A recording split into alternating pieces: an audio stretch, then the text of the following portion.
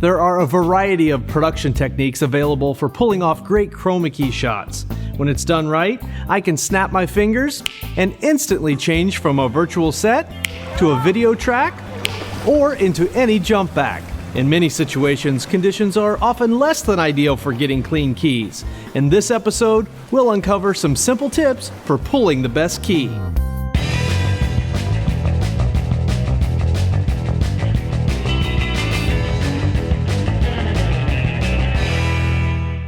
The green screen can be a necessary and fun tool to add to your bag of video tricks, but it can also be frustrating at times, even for the seasoned pro.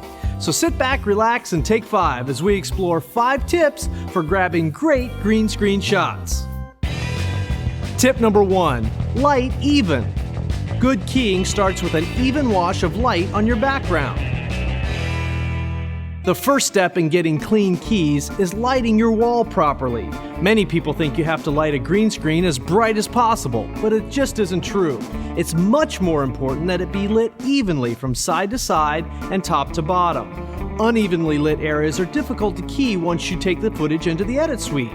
Small, hard lights don't work well for lighting green screens. They cast light in a narrow beam that can create bright, hot spots in some places while leaving other parts of the wall in the dark. Large, soft lights do a much better job of casting soft, even light.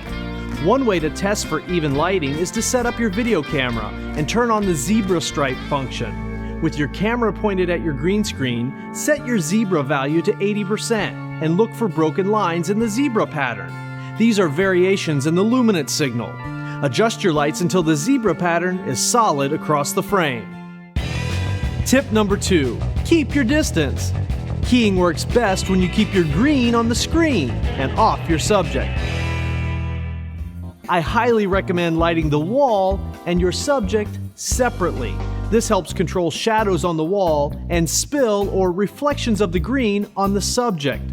One of the most common mistakes videographers make when shooting on a green screen is not getting enough distance between the subject and the green background. While there's no real rule, typically you want the subject as far from the background as you can get.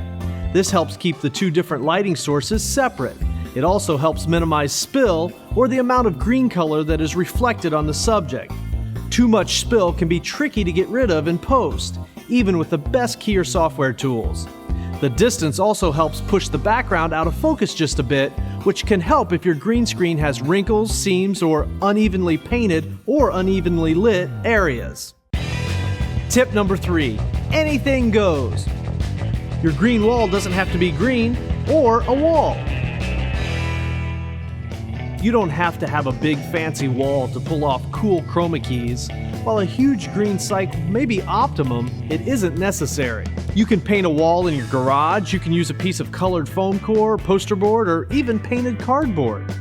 And there are a variety of affordable, collapsible green or blue screen backdrops out there that are great for shooting in tight spaces.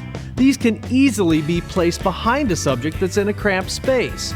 A roll of green cloth or paper works too. Just watch out for wrinkles and seams. There's really nothing magical about the color you use either. Any solid color that your computer can isolate can be keyed out.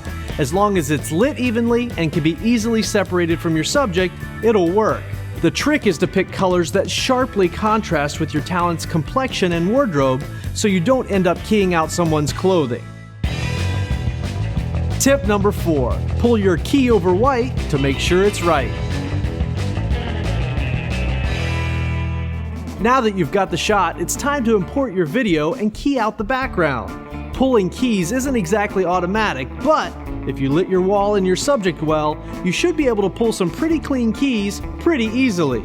A lot of editors like to initially set up their keys over a solid color background, like white, before laying the keyed clip over their actual footage. Create a solid white background and put it on track 1 with your green screen shot over it on track 2.